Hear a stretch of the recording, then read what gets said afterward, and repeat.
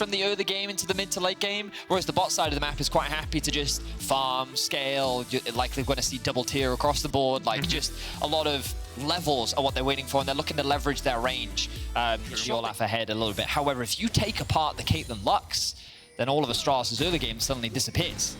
And you can trust Adam to win in the isolated 1v1. It's good damage. Yeah, lots of damage coming down onto LeBron. One more auto is enough to take him down. Kobe though low now, and Cranny's trading onto him. Kobe will fall first. Jonghoon's going to try and flash away dodges from the cocoon. Sheo unable to land the lane if you use it effectively. And Jonghoon and Kobe can try and step around now. Sheo not in the best of shapes as the cocoon goes wide, and Sheo will fall. LeBron and Cranny now need to get the hell out of here. Nuke coming down with the 6 as well. If KazaLoLLCShighlights can get a couple of kills, perhaps he can start snowballing early. There's one. Kobe now caught off down towards the bottom side. No summoners for him. Cranny low as well, but he survives. Another kill for Nuke. Vipped walk is available for him. He's got mana for it as well, but maybe he's looking to go back in. Jumps onto Dale, who flashes away, but is immediately rooted. Nuke still trading in here. 1-1-3 trying to survive, but he can't do it. Another kill over. Yeah. Cool. Comparable amount. That's cool. Yeah, cool. I mean, it's carrier. So. What's MSI? It's in us. Only 6 levels away from that 16, but hell, a level 11 in and of itself is quite scary. That second point in your ultimate gives you a lot of extra mobility. The fact that they have flash and they have karma, so... But I think in terms of their raw power, at this point in the game, there's a very real world inexperience that help get you better at doing those things. Yeah. And then they just put a value on it in games. And I remember being like 11 at the time. Stick around though, BDS, again, look at how they're leveraging their range, just chipping away, poking at the HP bars. Oh, that's a good double binding, and Finn goes in with the unstoppable onslaught as well. Already they get one. Crowny falls down, looking for the flank from the side as well. You saw how quickly Finn was able to find a good engage, and how quickly Astralis could collapse. And this is that mid game that I was talking about, where you want to be careful about forcing those fights. You don't have that much damage. Like, sure, you can definitely win these fights, but like, look at these bindings from Jonghoon. This was the first one. They chunk out Sheo. He's forced to disengage. And then Astralis. I'm just imagining you, because you studied psychology for a little while. We'll see if anything happens here quickly. Cocoon coming out. Glacial Prism hits onto the back line. Final spark coming out as well, and Bob's already burst. Sheo now on the front line. Dale going in as well, having to dodge away. Adam's TP'd in, so has Finn, but Dale dodges away from the rift wall. Adam on the chase onto the back line. Undertow after undertow connecting. Jonghoon, nowhere for him to go. He'll fall as well. And the Viking is berserking through Astralis. 1-1-3 low, ticks down. Nuke going forward once again. Adam on the flank looking for more. Can't block the unstoppable onslaught. Completely ignore each other and just run desperately to the fight. There are like 2 people who'd seen a sale on in a store and just wanted to desperately get in and on the action. They've kind of committed and that's it. And it does require a bit of finesse from the side of BDS, but they are finessing. They are dancing right now, Medic, and they have the Baron. They have an advantage, and they're looking to take game 1 in this series. Finn burns the flash there to make sure he gets out of any danger, but with the Baron, you can see BDS pushing in down towards that bottom lane. Nuke is being marked by 3 players of Astralis. They don't want them to get mid-lane prio, but perhaps a flank opportunity here for BDS as Adam's on his way as well. And 1-1-3, you knew they were in the area. You're just walking straight into them. Kobe now trying to get away with the Gale Force. Glacial Prison going on to LeBron again. Jonghoon tries to get the final spark out. That's 1 down. TP coming in from Astralis as they look to perhaps continue this fight. Now, Finn has ult.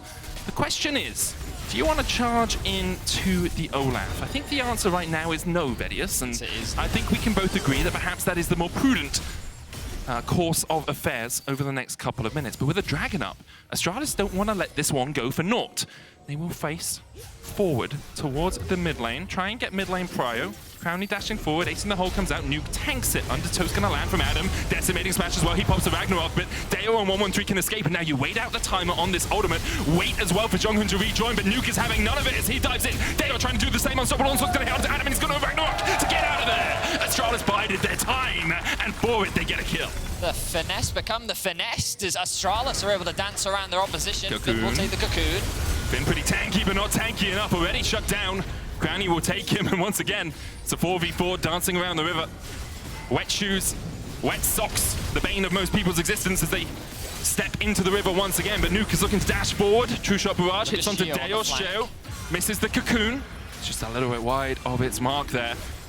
Ocean Drake, though, third of the game for Astralis. Glacial Prison flashed away. Nuke dives in, all on his lonesome moon. He's taking the one who now is locked up for a second, but he manages to rip walk away. The stopwatch from Dale will buy a second, but he can't buy enough to save his life. BDS secure the fight and take the Ocean Dragon. The collapse from BDS is clean, and Nuke is having an incredible game. He has reached level 16 on the Kassadin. They're on the same level. I think they're very similar. Okay, cool, right, cool. And BDS now going to get their second dragon in the game. At the moment, don't really want to risk the fact that Astralis could steal already 8,000 health on the Baron.